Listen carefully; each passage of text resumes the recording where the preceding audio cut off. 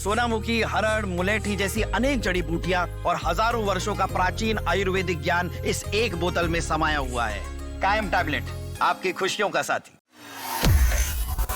महाराष्ट्र नगर निकाय चुनाव में महायुति को बम्पर जीत मिली। बीजेपी, शिवसेना शिंदे और अजीत पवार की एनसीपी ने प्रचंड जीत हासिल की। लेकिन अब बीएमसी चुनाव की भी उल्टी गिनती शुरू हो चुकी है। बताया जा रहा है कि 15 जनवरी 2026 को मतदान होना है और 16 जनवरी को मतगणना होने वाली है। आपको बता दें कि नगर निकाय में कुल 2869 सीट के लिए मतदान होगा, जिसमें से बीएमसी की 227 सीटें भी शामिल है। लेकिन उससे पहले देवेंद्र फडणवीस और एकनाथ शिंदे में टेंशन बढ़ता दिख रहा है। ये टेंशन सीट बंटवारे को लेकर है।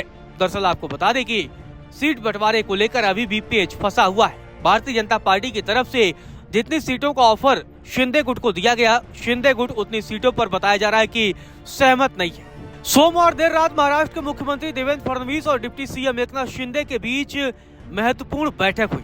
इस बैठक में सीट बंटवारे पर काफी देर तक मंथन हुआ, लेकिन इसी बैठक में ये टेंशन की खबर निकल कर आई महायुति के लिए, क्योंकि फडणवीस और शिंदे के बीच टेंशन की बात है। टेंशन क्यों, बताते हैं आपको। बीएमसी चुनाव के लिए सीटों पर फंसा मामला। बीजेपी ने शिवसेना को 90 सीटें ऑफर की। शिवसेना 125 सीटों की मांग पर अड़ा। बताया जा रहा है कि बैठक में महाराष्ट्र के मुख्यमंत्री और बीजेपी नेता देवेंद्र फडणवीस ने एकनाथ शिंदे की अगुवाई वाली शिवसेना को 90 सीटों के आसपास देने का फॉर्मूला रखा, जबकि शिंदे गुट इससे ज्यादा सीट मांगने पर लगातार अड़ा हुआ है। सोमवार को जो बैठक हुई है उसके बाद एक और बैठक की दौड़ होगी। आपको बता दें कि इस बैठक में सीट को लेकर जो मसला है उसे सुलझाने की कोशिश की जाएगी। आपको बता दें कि शिंदे गुट 125 सीटों की मांग कर रहा था, जिसके जवाब में भारतीय जनता पार्टी पहले जहां उसे 53 सीटें देने का प्रस्ताव रख रही थी, तो अब बढ़कर 90 सीटों तक मामला पहुंचता दिख रहा है।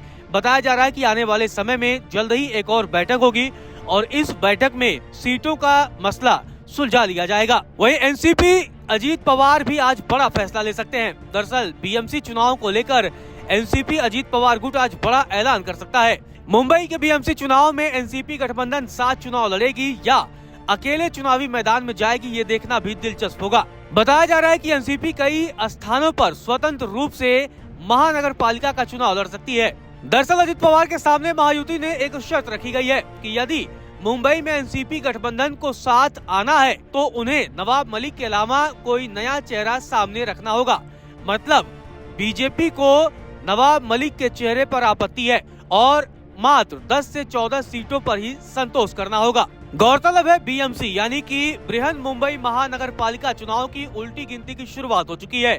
15 जनवरी को वोटिंग होगी और 16 जनवरी के दिन नतीजे सामने आ जाएंगे। आपको बता दें कि नगर निकायों में कुल 2869 सीटों के लिए मतदान होगा, जिसमें से बीएमसी की 227 सीट भी शामिल है।